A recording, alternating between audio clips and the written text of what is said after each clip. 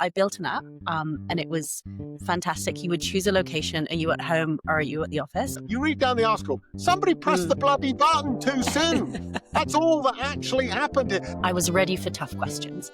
What I wasn't ready for was the board's complete lack of knowledge around AI. Chat, GPT and Gemini and Copilot and all, it's up in people's faces. There's going to be some extra support for scale-ups to raise. Obviously, it's a really, really difficult funding landscape at the moment. Can you take away a point? He was too try-hard by giving the actual number. Sophie, is that it?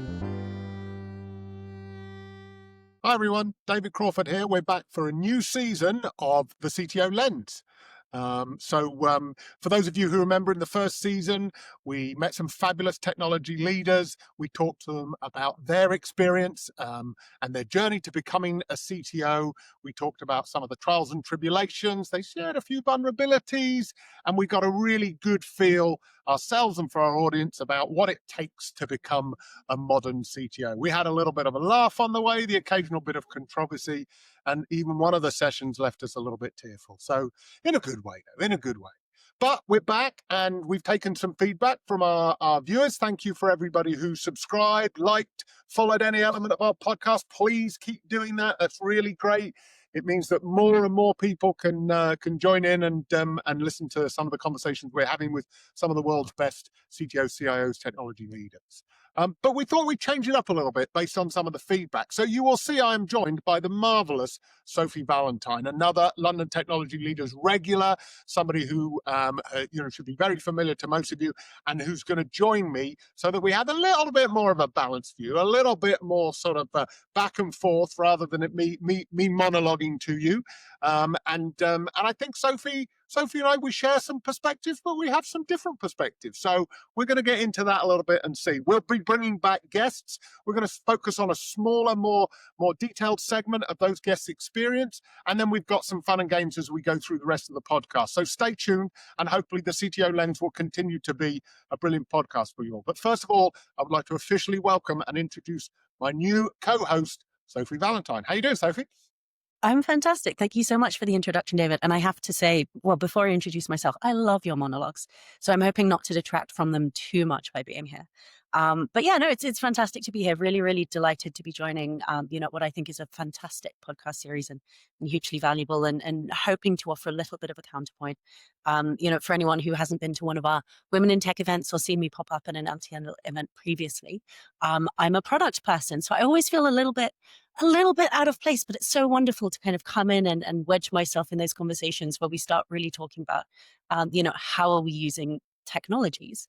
And while I cannot code, well, we'll discuss that later. I'm really interested in all of the kind of like tech bits, but very much the product bits. So yeah, to introduce myself, I would call myself a product leader who is specialized in digital health. So I had a first career in psychology, decided research was really, really slow, and have been increasingly sucked into the technology and tech for good world. So in health, I've worked on, novel products. I've worked on optimizing a children's mental health service, more recently standing up a women's health service, and lots of things in between. I'm also a co-founder of NeuroTechX, which is, and this is a mouthful, it's the world's largest global organization for the advancement of neurotechnology. And I've been a member of the LTL crew for a few years. So I'm really, really passionate about how we can effectively use technology to sort of support us.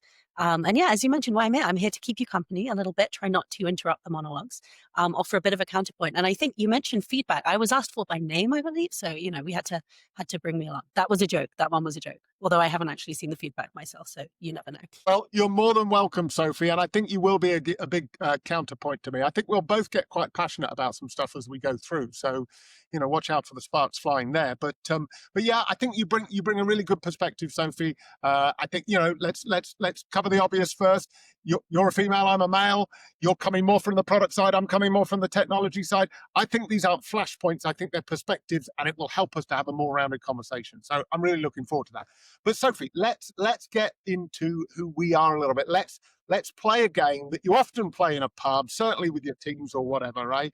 So that people can understand a little bit more about you and me. They might know about me from following me a little bit, but let's get to understand this. We're going to do the archetypal 2 truths and a lie, but they have to be a little bit sort of career techie truths kind of thing, right? So I'll warm you up. I'll go with my 3 things, and you have to work out which two are true and which one is a lie, okay? Okay, let's go. Okay. No particular order, obviously. The first one is I can't code. I'm a Mm, CTO. I talk about what it takes to be a CTO, CIO, but I can't actually code. I never learned to code. That's point one. The second one is that my career was going okay, and then one day I did a particularly good project, and somebody came and offered me £1 million to go and lead a team doing exactly the same thing that I'd done for them, but in another country, and I turned it down. And then my third one is that I hold a patent for a mobile content protection technology that is used in every single modern day mobile video streaming system service. wow. Okay. I mean, They're my three business ones. these are three really good facts. I mean, I will say if the third one is true, drinks are on you next time around. This is really interesting. So can you not code? I'm trying to imagine the career path of a CTO who never learned to code. And I've actually worked, my best example of this, I worked with an EM who could not code, engineering manager, who was fantastic at what he did, but was always bumping up against challenges because he couldn't also be a tech lead. So I'm going to say, my guess is that you're not an excellent coder, but you can code. I think your skills come out in leadership, but I do think you know a little bit about coding. There's like a hidden God, compliment in there, right? Like you can code, but you're not an yeah. excellent coder. I didn't say anything about whether I was good at coding. These are black and white questions, Sophie. Let's not be critiquing my abilities, you know. You got to dig. There's a compliment. You got to dig for it. Okay. Okay. Think I think the I truth is hear the you. middle one. I think you were offered a fantastic role. And I think you maybe turned it down, one, because it was in a different country and you were happy geographically where you were. And also, I think part of it would be maybe you turned it down because if you're doing something that you've already done, I think you would find that a little bit boring. I think you would look for growth. Thank you.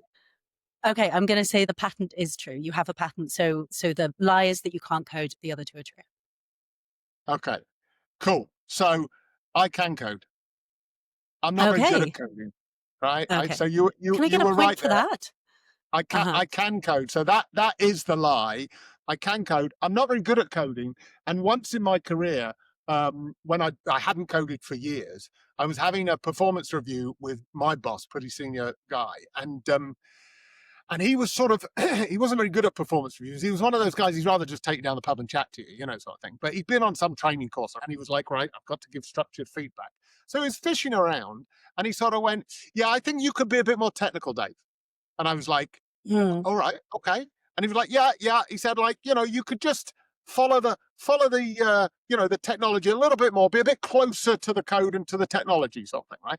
So I was like, oh my goodness, it really hit me. I grew up coding in COBOL on ICL mainframes, which you won't even know what that means, Sophie, but too young. But the bottom line is that I took this to heart, and I was like, I'm not technical enough. I've got to get back to the code. So I did an online training course in Ruby on Rails. mm, And I did this training course, right? And for those of you out there who are similar to me, Ruby on Rails is pretty much just COBOL through a browser, right? So it's no big deal, right? And I spent my own time and energy learning to do this. And then the next month, I turned up to sort of have my update with my boss. And he said, "How you doing?" Sort of thing. Anyway, he'd forgotten all about his training course, right? And he was back to normal mode. And I said, "Yes, I've diligently took on board your feedback, and I've gone and I've reinvigorated my coding ability by doing an online code." And he went, "What now?" And I went, you told me I needed to be more technical. And he went, yeah, no, that was just because I've been on a training course. You're fine as you are. I was like, you bastard. So that was annoying. But to come to the two truths, I did once turn down £1 million role. So when for those who've followed any of my ramblings, you'll know that I was involved with a world's first putting broadcast TV on a mobile phone. That was with BT and Virgin Mobile. This was 20 years ago, and after I'd done it, I'd led the team to doing it. It was all about the team, the joint success. I got a call from the telecommunications company in Dubai. And 20 years ago, mm, Dubai was just really throwing money at technology stuff. And they offered me £1 million tax-free to head up the project for a year to create their thing. That was an intense half-an-hour conversation with my wife that evening. But mm. our kids were of an age where They were just, going through school, learning, and it would have been troublesome. So I turned it down. I never regret it, but every now and again I think about it. Do you know, And I'm happy that you turned it down because we never would have met and we wouldn't be sitting here doing this podcast oh, today. bless your heart, Sophie. Bless your heart. And I do hold a patent for a mobile content protection technology that is used because I was involved in the previous one. And actually, I say I hold, I'm slightly exaggerating there. So it's a mini lie. I am named on a patent that is Uh-huh. owned by BT. And so I don't make any money out of it, which is why you don't see me driving around a Ferrari, Sophie. But yeah, I was one of the technology teams who came up with the concept of how content protection should work over mobile networks and stuff like that. So yeah, that's my claim to fame. Amazing. But there you go. That's That's me. fantastic. Amazing Right. facts. Okay, those are great. I'm gonna see if I can stand up to them as well with my 2 truths and a lie, and I have double checked that I didn't mess up the game. 2 of them are true, and 1 of them Okay. is I've got a to lie. write these down. So go Okay, go. I'm paying I'll go attention. slowly. And this is a few years out of date. If it's true, we will find out. So I learnt to code in BBC Basic because that was the only language that my supervisor at the time, when I was at a university, was coding in. So we built everything in BBC Basic. Okay. Is number 1. Number 2 is I once built an app for my partner to help him work out what to have for dinner because he was so indecisive. And number Okay. 3, this is more of an opinion piece, so I'll be interested to know if you know this one already. I think that engineering should go under a CPO rather than product going under a CTO.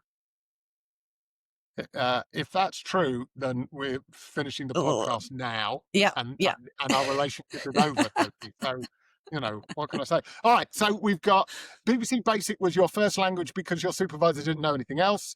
Uh, Built app for your partner's dinner, and you think engineering should go under a CPO, not CTO.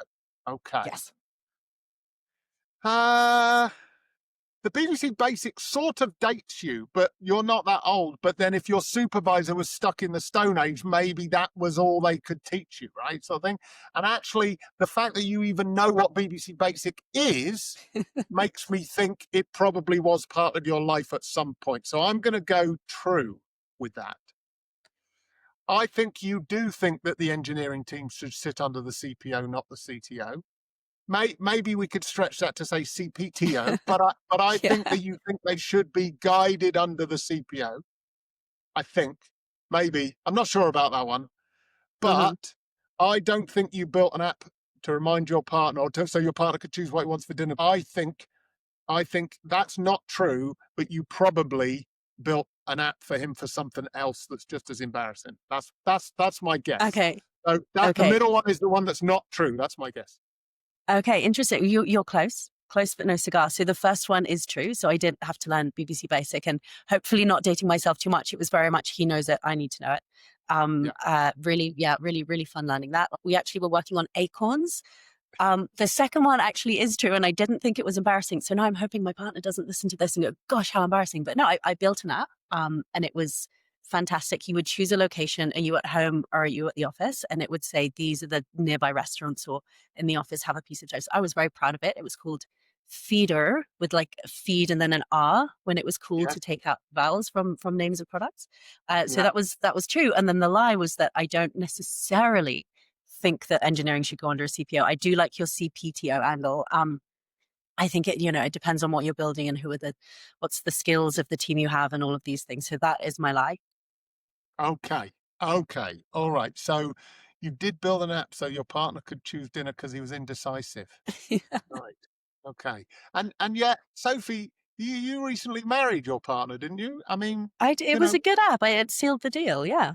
okay, it was a good app. It passed QA, and he sounds like he passed QA, and you decided to make it formal. Well done for you. Well done.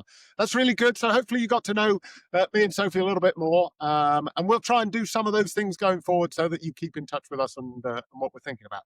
Now, part of a new segment that we're going to do is we're going to talk because we're going to try and release these every week with reasonable frequency. So we're going to talk about what's going on in the tech world in the news a little bit, right? So, given that this is the first week in December, last week, one of the big things was the budget.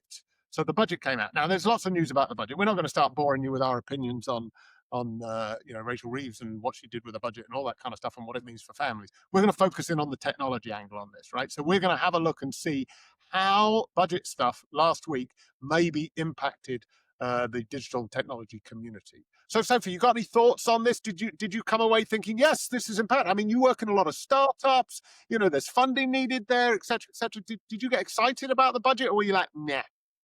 I did. I got excited about some things. I mean, the thing that excited me most was how the budget was released, which I think we're going to come on to in a second. But I think there was a lot in budgets to be interested, particularly from the sort of scale up perspective. So I think it looks like there's going to be some extra support for scale ups to raise. Obviously, it's a really difficult funding landscape at the moment, and everyone's a little bit worried. And we're seeing a lot of really compelling companies struggle to raise and struggle to continue that journey. So to see that there's sort of this EMI expansion into growth stage sort of scale up organizations and an extra 5 billion into funds for those growth stage companies is really encouraging for me. Something else that caught my eye, and I'm interested in this from your perspective as someone who's kind of very senior in organizations and thinking about the kind of the team structure, is this sort of youth guarantee, jobs guarantee scheme, where we're Yeah, the looking top at down. these. Exactly, sort of, these guaranteed paid work placements, but for, fairly young individuals. To you, I mean, was this good news? Was this bad news? What was your thought on that particular aspect? So I think it's good news, right? I mean, it's a little bit like as with everything, a little bit big announcements, da da da da da, and then you have to see how it actually lands and what happens as a result of it, right? I think it was really good, right? So this is, for those who don't know, go and Google it, but investment into supporting employment and skills over the next 3 years, 820 million will be invested as part of the youth guarantee, which guarantees jobs for 6-month paid work placements for 18 to 21-year-olds who've been on universal credit or been looking for a long period of time. So it's really meant to help get people who found it difficult to get into careers, right? I've always loved a willing youngster to come into a business and just soak everything up like a sponge, right? So my concern here is that these people, how are we going to prepare them for that? If they've been 18 months, they've been out of work and they've been taking universal credit and stuff like that, they might not feel like, yes, my life's starting. I'm going. So it's how we get them into that I'm keen about, because maybe we need to do some work. Maybe the technology industry needs to do some work before that, in the period of time building up to getting these youngsters into employment. But once they come in, they're just, if you've got the attitude right, you can teach them the skills, you can mold them to the culture of the company and all that kind of stuff. And I think it's really good. I'm really excited about that particular thing. I love that you picked that out. Yeah, it's. I think it's really interesting. I think the other angle that I'm considering is what will it do to the sort of jobs landscape more broadly? So at the moment, just as the funding landscape has been terrible, and obviously they're very interconnected, the kind of the job seekers landscape has been terrible. We're hearing stories of thousands of people applying for a single role in the tech space within a day of a job being listed, and so kind of introducing these new individuals into that ecosystem. What is that going to do for your man on the street who's also looking for jobs? So I think there are definitely some tensions there, definitely some opportunities. But as you say, we'll really have to see how that pans out in practice and keep an eye on it. Yeah, I think so. I mean, you also touched on there the fact that the investments enterprise management investment scheme (EMI) is going to be allowed to have for scale ups and startups. There's also tax support for entrepreneurs. So at the moment, I'm working with one of my startups in Greedifine. We do hospitality allergen identification in hospitality management systems. We're very small. We're seeking funding. It's tough in the UK market. It's really tough. America's easier, but it's really tough for VCs and private equity and stuff like that. So I think it would be really good that the entrepreneurs can start talking to the VCs about these tax incentives and sort of say, look, come on, now's the time to jump on board. So I think that's a really good thing. The other thing, for those who know me, I'm a non-executive in the NHS. So I'm always looking out for stuff that's happening there. There's a few things they're talking about happening in the industry. One of them was like HMRC digitization. I'm like, what? Isn't HMRC already digitized? What they're going to spend 59 million in new technologies over the next 5 years to provide taxpayers with real-time digital prompts for VAT filing. I'm like, isn't that just a text Oh, message that tells you when you've got to file your VAT thing? We're going to spend 59 million pounds on that. So somebody needs to look at how they're doing that, right? Because 59 million sounds a lot. But the NHS is getting an additional to its current budget, 300 million of capital investment for NHS technology. And given the 10-year plan for the NHS and to turn that around, I think this investment could be really used well. So I'm personally Yeah. excited about that aspect of the budget that came through. Otherwise, no, there's a bit in there, and it's all like, yeah, will that happen? We're going to get gigabit connections. Yeah, yada, yada, yada. The commercial companies will do that anyway, right? Sort of thing. We don't need the government to sort that out. So, Yeah, but let's talk about the exactly. first point you mentioned, Sophie, which was actually the budget sort of leaked, right? This Yeah. is hilarious, right? And I'm checking out. I'm looking at the BBC News article on this, right? So the Office for Budget Responsibility has drafted in a leading cyber expert as it investigates how a document containing key details of Wednesday's budget went live to a leading. So you read down the article. Somebody pressed Mm. the bloody button too soon. That's all that actually happened here. And somebody said, we don't believe that it was a cyber-related incident. No, somebody pressed the button too early, you idiots. That's all that happened. There is no news here. Shit happens. It happens all the time. It's like replying all to a company email and telling them about your mum's ingrown toenail. It's mortifying, but nobody really cares, right? It's not the end of the world. What do you think? Do you think this is real news or is it like, yeah? I think it definitely needs to be in the news. And I think if we're publishing the budget one day early, what else are we publishing, right? So I think it's definitely, to me, this really speaks to one of the key themes that we discussed at the London Tech Leaders Summit earlier this year. For anyone who's listening who came along, this may ring some bells. Was this kind of, I think we sort of sit down in 2025, 2026 and say, well, we have all of these different, AI. Oh, let's be really scared of AI, and let's be really scared of all of these kind of nefarious agents in foreign countries, and the kind of power of AI and all of this coming together. And we have all of these really malicious cyber challenges. But actually, we don't have the basics in place. We don't have the education of, hey guys, let's not, kind of press the button before we're supposed to press the button. Let's not have a URL that's guessable, right? So I think there's a fantastic lesson in here in terms of, you can bring in the kind of top tier cyber experts all you want, but actually, if you don't have the basics in place, you're still going to face these challenges. And I think, and I can't remember who it was, and probably it needs to be anonymized anyway, but there was a story that was discussed at the summit of a company. One of our panelists had been doing some work for a company, and they were pushing all of this money into kind of the most elite high tech cyber protections and, kind of using AI to be kind of proactive in detecting threats. And actually, they were doing the site visit, and the security guard had fallen asleep. And so that's no good. I mean, I worked at a company, and I'm not going to name it, where someone outside of the company got access to one of the company accounts by guessing a password that was company name 123. So I think this is absolutely a lesson for all of us that, yes, we can worry about the high tech stuff, but we do need to have the basics in place, government included.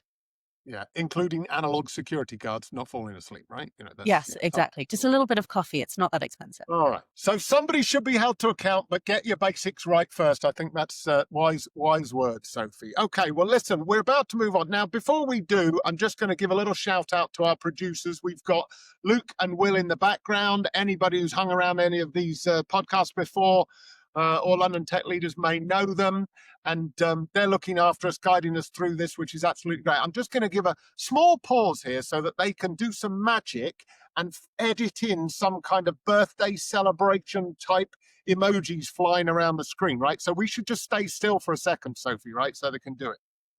Yeah.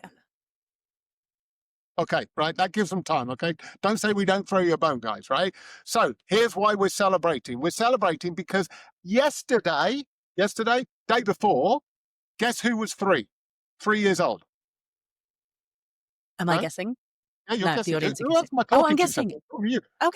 Okay. Sorry, I'm expecting everyone at home listening to this podcast shouting into their phone or into their Well, they screen, should guessing do who it that was. anyway, right? You should do that anyway. Okay, let's give them a second. Everyone, take your guess. I will take Okay. my guess. Was it ChatGPT? Chat GTP, GPT, GCP, yeah, basically AI, generative AI really hit the headlines 3 years ago. Actually, it didn't. It then took a little while to roll up, sort of thing, right? Now, I don't know about you, but I'm guilty of actually going, yeah, I'm too old. I don't need to pay attention to this. This is some newfangled rubbish over here. I know that AI has been around forever, automation, data, blah, blah, blah, all that kind of stuff, robotic, blah, blah, blah. So I was a bit like, yeah, this is, I don't know, this is like TikTok or something, right? Mm. I don't need this in my life. I don't know. And I got it after about 9 months, I was like, "Oh, shit, okay. This is gonna become part of my responsibility. I do need to get across it." And now, like most people, I'm obsessed. I don't even know how to write anymore, Sophie, right? I just literally use ChatGTP to write everything for me now, sort of thing. I Yeah. don't feel like a fraud because I have to check it. That's the thing about ChatGTP. It makes mistakes all the time. And you can't just go and send it. You have to check. And I feel like that's where I'm adding my quality. So I'm definitely going for it's an efficiency gain. But of course, it spurned not just itself, but it spurned the whole concept of like, what else can we use with large language models? What else can we automate and stuff like that? So happy birthday, Chat GPT, but also the launch of the next level of thinking and maybe a bubble, Sophie. Are we in a bubble? What do you think? Ooh. Are we in a bubble? It's a really good question. I was thinking about the bubble earlier today, actually. I think one of the stats that came out around this 3-year anniversary of ChatGPT is that Nvidia's stock has increased across this period by about 1,000%, a little bit less, which is super interesting, right? And you sort of look at this and you go, okay, well, that's a really exciting number. Is it a bubble? Is it not a Yeah, bubble? And you kind of you look at the numbers that sit behind it. And I think we can't know whether it's a bubble yet. I think we see the valuations of these companies that are several thousands of revenue multiples, and you go, well, okay, that's probably not very sustainable. But I think right. to your point, we're still working out where are the places where we can really effectively use technology. I think there's a lot of dust yet to settle.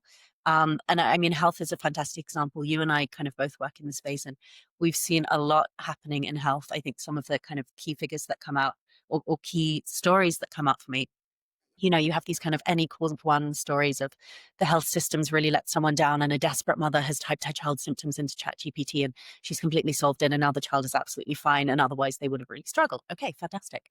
But we sort of you hear the way that clinicians are responding to. Are we going to use generative AI instead of clinicians? No, we're absolutely not. To your point, they hallucinate, things go wrong. You don't want that happening within the health context where people get sick and people die. But is there an opportunity to create efficiencies? Maybe there is, because efficiencies is very much something we need within the health system at the moment. At the same time, I think I'm right in saying that there are 6 or 7 individual families who are suing OpenAI because ChatGPT has encouraged their child to commit suicide. And that's absolutely not the kind of unregulated damage that we need to be seeing. So, Agree. Agree. I think the bubble is yet to be kind of fully assessed. Yeah, for me, really letting the dust settle is the only way we're going to find out. But I am scared by the size of the bubble. Yeah, scared comes with excitement a little bit, right? There are challenges. I mean, social media is a nightmare in some cases, and equally has had, really tragic horror stories associated with it, as you're suggesting, right? So I think it's one of those things. It's like I'd rather we kept going and kept talking about it and kept working away to make the technology beneficial for society, right? But there Yeah. is one improvement they have made in the last 3 years, which I'm very happy about. And actually, Sophie, you first pointed this out to me in one of the missives Mm. I wrote to you, where you Uh-huh. said, I can tell that you've written this using ChatGPT because of the M dash. EM dash. For those of you who don't know what the M dash is like a normal dash, but a bit longer. And you might think, why are we Mm. talking about normal dashes but a bit longer, right? Because it's the telltale sign that you've used ChatGPT to write your message. Yeah. And after 3 years, their 3-year update is they're taking out the M dash. My life is complete, Sophie. I'm happy. I can move merrily on my way, and all will be well. I'm sure. I'm sure. Amazing. I'm so pleased. I think that's a really interesting one. The number of people I've seen come out and say, I was using M dashes before ChatGPT, and I do not care how much you think my birthday card to you was written using ChatGPT. I'm going to stick with it. So, but I mean, I use dashes prolifically in my writing, but I use the short dash. I actually don't know how to get an M dash out of the keyboard. So it's reverting to short dashes. And now I'm the one who's at risk of looking like I'm using ChatGPT to write everything, which Agree. maybe not Agree. everything, but a good percentage. Swings and Agree. roundabouts. Agree. Agree. Yeah. Well. Let's see how many people that catches out. Okay, so that was the week of news. Thank you very much. We'll be doing that every week and having a little dip in and seeing what's going on in terms of technology news. We're just going to get into a little bit of a buzz around a post that I got a few months ago. Sophie, as you know, I like to ramble on LinkedIn every now and again and gather a few, make an opinion, gather a few opinions. Sometimes get cancelled just for a week, sort of thing. It's all good. Uh-huh, uh-huh. Um, Then back and again. yeah, exactly. And then I come bouncing back, who knew? So about 3 months ago, I put a question up, and it was basically questions that I ask a CEO before I'll take a CTO role. So I've been around the block. I've had a few, C-suite technology roles. And, at that level, it's always a two-way street. You're always checking out the company, right? You're not like, oh, thanks for giving me a job. I know the job market can be a bit desperate, but actually you still want to know that you're going to fit in, you're going to be able to do it, they're going to use the value of you and stuff like that, right? So basically, I put up a post that said, right, here's the things that I ask of a CEO before I would accept a job that they might be offering me.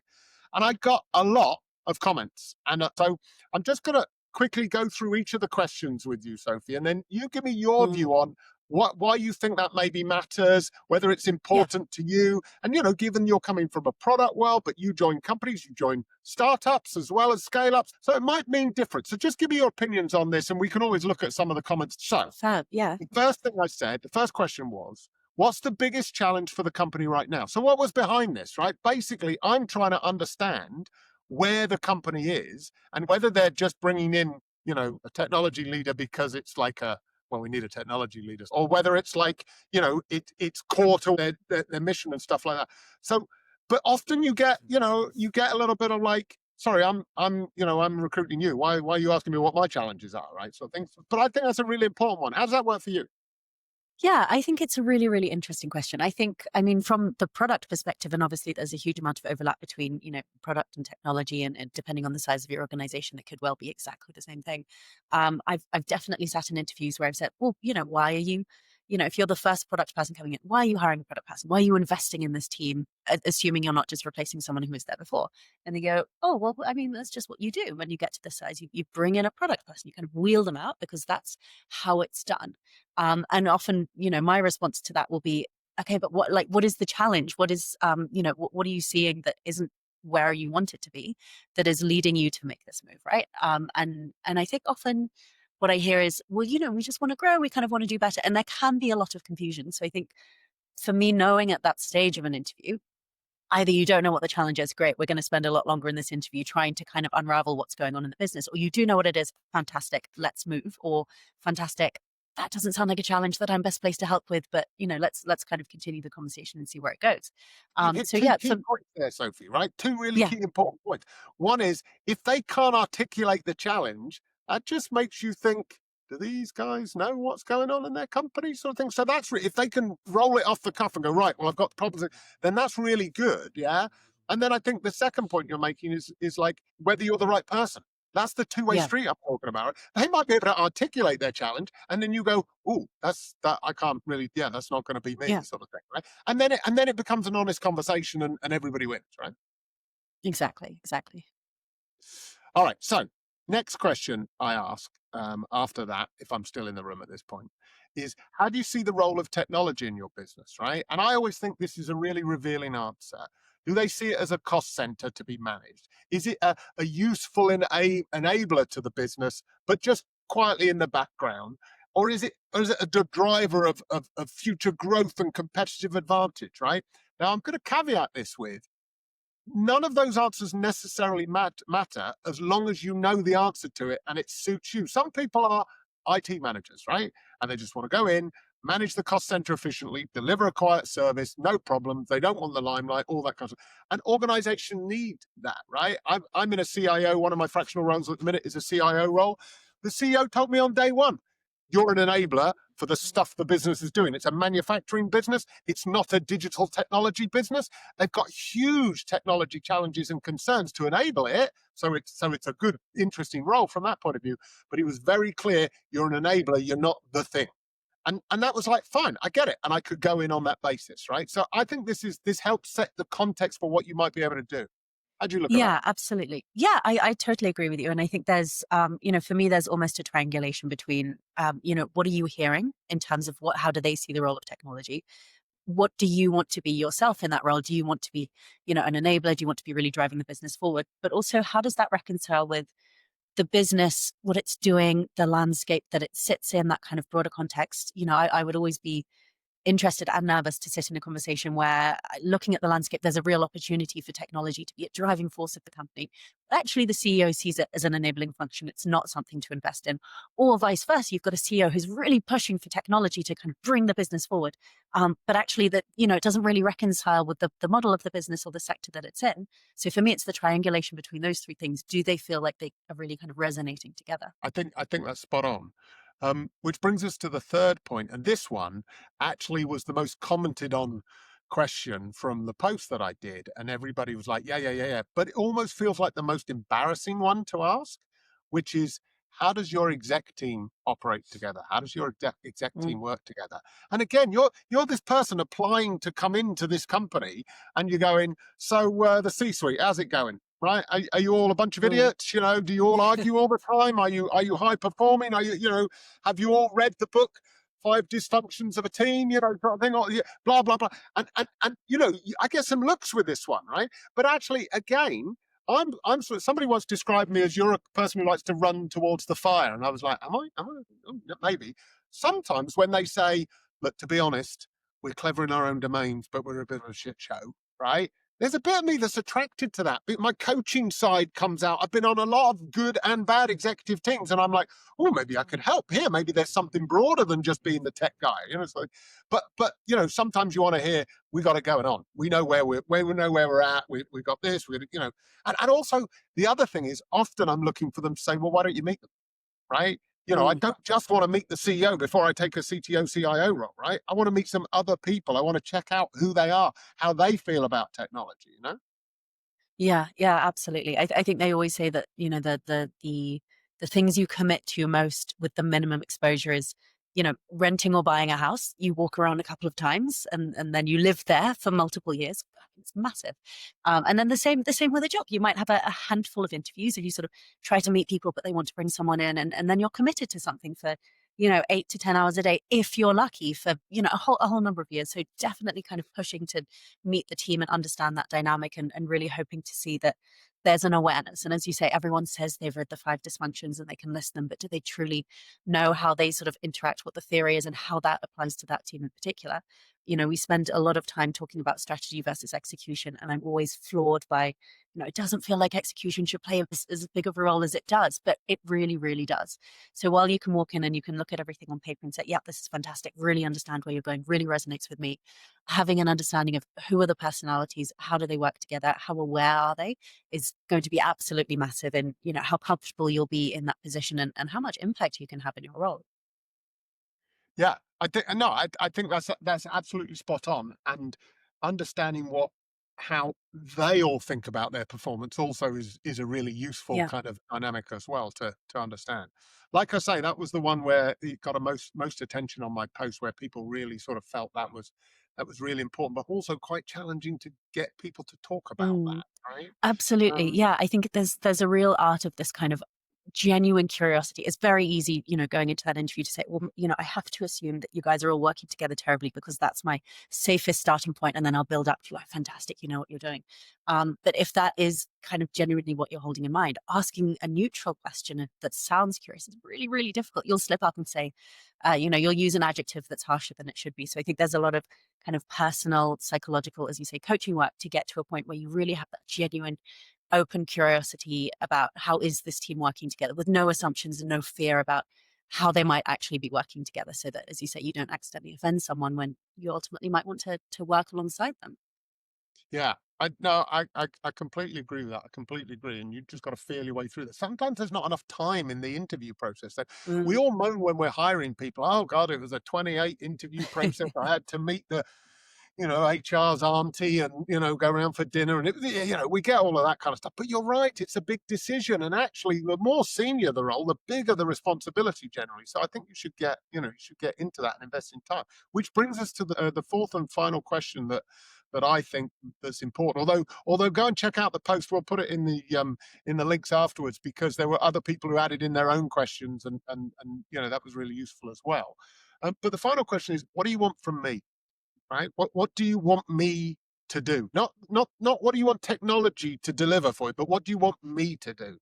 And, there's a variety of questions. It could be, I just want you to come in and take away this thing that I don't understand over here. It's causing me pain. People keep asking me about cyber security, something or other. Blah, blah, blah, blah, blah. Just deal with that sort of thing.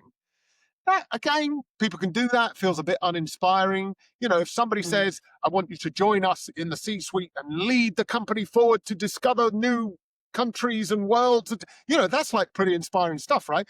One of the most common ones I get, and they don't say this, but this is what I hear is, well, we want you to bring your cloak and wear your underpants on the outside of your trousers and basically be a superhero, right? You are the superhero that will fix all known ills. And they're the ones I run away from. Now, which might surprise you, right? Because everybody knows I'm a big head and think I'm great. So, it might surprise you that but you're being set up to fail. You can be great at what you do, but if they think you're a panacea for all ills and they don't have to pay attention, they don't have to engage with you, doesn't matter whether your team's useless or not, doesn't matter whether they're giving you enough budget or not. If those things aren't dealt with, you are going to fail. Doesn't matter whether you're Clark Kent or not. Yeah, I now have an image burned into my retinas of you sort of showing up day one, going, I'm here and you've got your underpants on the outside. I won't ask you what kind of underpants you wear. No, I think I'll send you a picture of that scene later on. Perfect. We'll stick it in the show notes as well. And yeah, I think it's really interesting, and I think there's probably an aspect in there, and I'd be interested to hear if this is translated in your experience, or if we got this in the comments on the post as well. As do you get a sense of tactical versus strategic with this question? If you say, what do you need from me? And the answer you get is something that's going to happen in week 1, month 1 versus something that's going to happen across the next 10 years. That's got to be a really, really useful kind of landing point to understand, where is the focus? What are the horizons that this organization or the CEO is typically focusing on when it comes to technology? Yeah. So it is important to find those things out, and it is that two-way street, and you do. So form up your questions would be my advice to those people going into those senior interviews. Do a bit of research about the company, do a bit of research on the individuals. LinkedIn's a powerful process for doing that. Go and ask some challenging questions yourself. But it's important to understand that, and I don't know, maybe you have to be a bit brave to ask some of those questions, but it's your career. That's the point, Sophie, right? You Yeah. probably only get a few shots at this, so make them count, right? Absolutely. Great advice. And I think something you've touched on already is, going into an interview or going into an application process, having a sense of what answers will make you run for the hills and what answers will make you kind of run towards the organization before you get them. Because, you sort of sit there and you go, I really like this company. The team's fantastic. They said something that, really scared me, but the team is fantastic. So I'm going to, I'll ignore that red flag. So setting yourself up for success to really engage with this full spectrum of answers that you might get, not be swayed by a really lovely office or something silly like that is Yeah, got to be helpful yeah. too. Well, I'm hoping that all this advice that we're giving out is helping those people on their career journey, our listeners, to decide what's important to them and what they want. It'll be really interesting. Maybe we'll get some feedback on that, some questions from our audience as we go forward. All right, so welcome back to the CTO Lens. We continue with an introduction of a new segment called the mid-episode game. It's going to be a weekly quiz, and you can see that we have Luke Wild, the Games Master. He's wanted to have a job title of Games Master for years, and he's finally fulfilled that dream. Luke, what are you going to do? How are Sophie and I going to be humiliated? Well, hello everyone. Delighted to be here. And yes, this is my one shot at my moment in the spotlight. So yeah, hopefully I manage to do as good a job as these guys. But each week I'll be popping on with a various games. Think Anton Deck Saturday Night Takeaway, and I'll be putting our leaders to the test and testing their knowledge with a variety of games. But today, guys, we're going to be playing.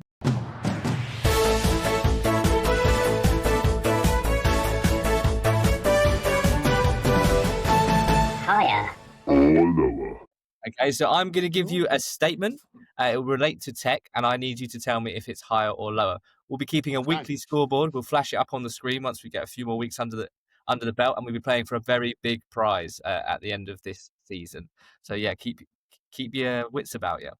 Cool. So welcome to Higher or Lower, Sophie and David. We have 5 questions to answer. And if you decide to get exactly the same amount of points at the end of the game, I also have a tiebreaker. So I have come prepared. Okay. So the first question is, all I need is higher or lower from either of you. Recently, Virgin Media were fined for leaving customers at vulnerable harm due to a digital switchover. Was that number higher or lower than £20 million? Can we ask follow-up questions? No, just higher No. or lower? Yes, higher or lower, please. Higher. It's got to be higher. Okay, David? It was higher. It was 39.8 million. You are both correct, but unfortunately, David, it was only 24 million. I'd have Can you made it take away a 38.7 point? million. He was too Oh, try what, for hard by being a giving the smart actual half, number. Sophie? Is that it? Yeah. If we say anything with confidence, people will believe. Well, fortunately, you Except for both this. got 1 point, but we must move on. This is a quick fire segment. So in 2017, BT encountered a similar fine for delaying installation of high-speed lines. Was this fine higher or lower than the recent Virgin hiccup? So was it higher or lower than 24 million, not 39.8 that David is coming up with? Sophie, it looks like you're Googling. No, I'm not. I'm looking at my tea for wisdom. I'm going to say lower because You're reading the inflation. I leaves. don't know. Did you say lower? The leaves said lower. Yes. And David? Higher. The correct answer was higher. It was 42 million. Well done, David. So 2-1 to David. I think it was my fault. I was working at BT then. I think it was my fault. Well, you know what they say. Insider knowledge. Yeah. Third question. It was ChatGPT's anniversary. We saw the birthday party that we threw for it earlier. How many weekly users does it claim to have? Is it higher or lower than 42 million? I'm going to say higher. Weekly users, 42 million. It is a lot. Yeah, no, I think higher. I'm going higher. You are both correct. But does anyone want to have a guess at the number? I'm going to 60. I'm going to go 1.2 billion. 800 million. Wow. So you weren't too far away. 800 million users per week are using ChatGPT as of last week's article. It'll be 1.2 billion after people sort of run our podcast. By the time the podcast goes live. Yeah. Cool. Question number 4. Recent M&S cyber attack made headline news across the country. Was the estimated cost of the outage higher or lower than 800 million? So that's the recent one in the summer. I'm going lower. Yeah, I'm going to go higher just so that we split the scores a little bit. It was lower. It was 324 million at the last report. I mean, still a pain, right? Still a pain. Yeah, it still hurts. Still hurts significantly. And the consumer will still pay. So, 3-2 to David? Yeah, sounds about right. Yeah, sure. Yeah. We've got 3-2? Yeah. Okay. Keep going. Okay. This is to tie it up, Sophie. So we need you to get back in the game here because I've got a great tiebreaker. Right. Okay. There was a similar recent event with AWS in late October. Was the financial impact estimated at its lowest higher or lower than £324 million per week? Per week? Per week. That's a lot. I'm going to optimistically say lower because that's a pretty big chunk of change. I'm going higher. The answer was at its lowest, it would estimate $75 million a week. So Sophie ties it up to 3-3, which means there you go. It's time for tiebreaker, which also is non-tech related. So it should. We tried it out in the office earlier, and I tell you what, it was a good one. What percentage of the world's population lives in the Northern Hemisphere? And the trick on the tiebreaker to make sure that we get a winner, we're looking for the closest percentage number to the answer. Oh, wow. Okay, I'll let you go first on this, Sophie. That's very generous of you. I'll try and benchmark you to a completely incorrect number and then we both look like idiots. Okay. Nice. So the Northern Hemisphere, is there time to do a back and look? Do you want like a quick fire? I think that was the point. 57. David? Don't say 1% more, otherwise you get minus points. I saw 10 people when I was in South Africa. That's my only reference of the Southern Hemisphere. So I'm going to go 72%. And this week's winner is David. The answer was 90% of the world's population live in the Northern. 90%? 90%. That's not true. How can that be true? That's not true. What? How? Do we have a judicial inquiry here? Look. Challenge. Can I Google it? That's what Google told me earlier. So therefore it's true. People Did you ask I mean, ChatGPT and it hallucinated? No, it just, you No. can't, this is a quiz. The quiz master is always right. I've won, Sophie. Back down, back down. What? How is that true? Yeah, I'm getting the same, well, from Gemini, but what? I think that's Wild.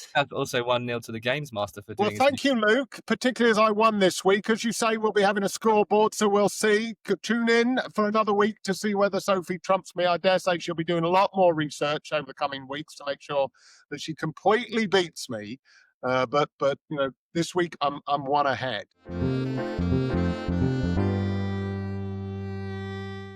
Okay, so thanks very much for that quiz of the week. We'll do that, something like that every week for a bit of fun. But now we're going to do a little bit of an agony aunt corner. We're going to do the disaster diary. So this is a new bit where we're getting our listeners send in their own thoughts, their own disasters, something that maybe has gone completely wrong for them, or a challenge that they've had. Sophie, you've got one here that a reader sent in, a listener sent in. Perhaps you can read it out to us. Yes, absolutely. I would love to. So, dear David, I walked into the boardroom recently armed with a detailed AI strategy, models, risks, timelines, and expected ROI. I was ready for tough questions. What I wasn't ready for was the board's complete lack of knowledge around AI. I think this is something we've heard before. Their opinions and understanding didn't go much further than occasionally using ChatGPT, but expected the business to be using AI to maximize efficiency, in quotes. Then our CEO asked, dead serious, whether we could train the AI faster by just giving it more coffee. I think this was not serious. I think the CEO has a quirky sense of humor. For the next 20 minutes, I found myself translating machine learning into layman's terms, trying to explain the importance of AI, but also manage the expectations that we will have a perfect solution straight away. So my question, this person's question for you and me, David, how do you lead when you're the expert and the people in charge have no idea what AI actually means? David, what do you think about this one? Kick us off. Okay, so first of all, replace the word AI with any piece of technology understanding in the last 50 years, right? And what you have to do, and I'm being a bit funny and flippant here, but you have to assume that non-technical people will not understand the impact, the implications, the benefit, the risks of any of these technologies. AI is just the latest Johnny-come-lately in this area. The slight difference, and I think the reason we've got this question, Sophie, is that everybody's heard of AI, right? Because of the sort of big outer world success beyond technology of Chat GPT and Gemini and Copilot and all. It's up in people's faces. Everybody's got, and now everybody's a blooming expert, right? So I think even my mum is asking me about AI stuff, right? So I think so, you know, suddenly we've been thrust into this world where people were quite happy to be ignorant about databases and code and, you know, all of those kind of complex worlds where us technologists were like, yeah, it's all right, we got it, we'll explain it to you with a simple analogy. Now they're like, no, I understand what AI is. I'm an expert. I use it every day. And it's like, what, to write your emails for you? Great. Now you really understand what AI is, right? So I think that's the challenge here, is that there's more people who think they know about it, right? So it's interesting that this listener is saying, you know, they didn't know what it was. Actually, I suspect they did think they knew what it was, and that's why stupid questions are coming like, can we just make it go faster with coffee? Yeah. I think what this deserves is a little bit of sympathy, right? You know, we talked earlier on about, you know, playing with the C-suite, making sure that you're part of that team and helping everybody, not just, you know, being a tech whatever.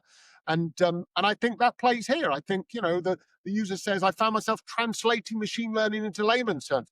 I love an analogy. Anybody who's worked with me knows that I love an analogy. Dumb it down, get it down into something that you can really get people fired up about, really get them engaged on, and answer questions about why you can't just feed it coffee and it will go faster.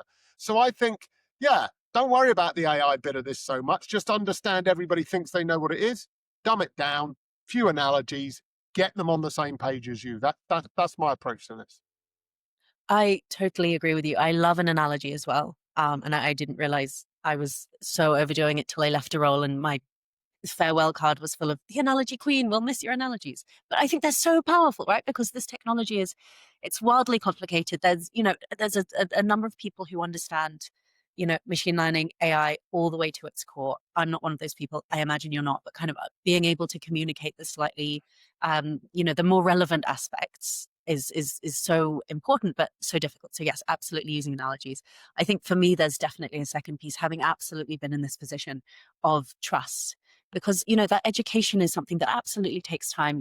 These are really kind of complicated concepts. You only get so much time in a room with your C-suite or with your CEO to be able to explain something fully, let it digest, really let it sit in.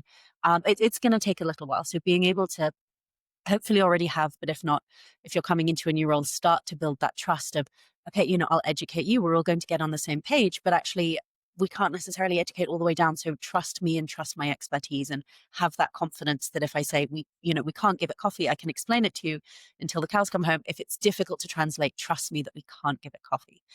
So I think, for me, this kind of multi-pronged approach, educating, using analogies, building trust, and expecting some painful moments where you sit there and go, gosh, I feel like we're not on the same page, but having that ambition to work together to get on the same page is really, really important. And being able to, bring your own humility and create humility in that conversation where, as you say, people will say, well, no, I've been using ChatGPT and it knows all of these things about me, and it's been kind of thinking in this way, kind of being able to say, well, it doesn't know all of these things. Do you remember the time it kind of got something wrong? Great. Let's create that humility in the boardroom, and use that to, kind of really collaborate in how we think more, in a more nuanced way about how we can use these technologies.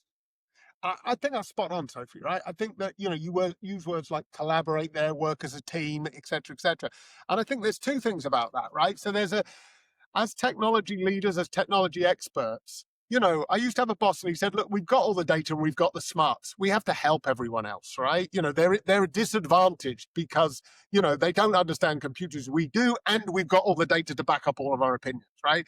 And so from that point of view, I think that there is a bit of empathy here. We do need to be able to say, right, I'm going to put in the effort here to make sure I can get everybody on the same page, as you were saying, right? So I think there's that. But the collaboration side, the flip side of that is, I want a board who lean in, right? I want a board who take the time to understand.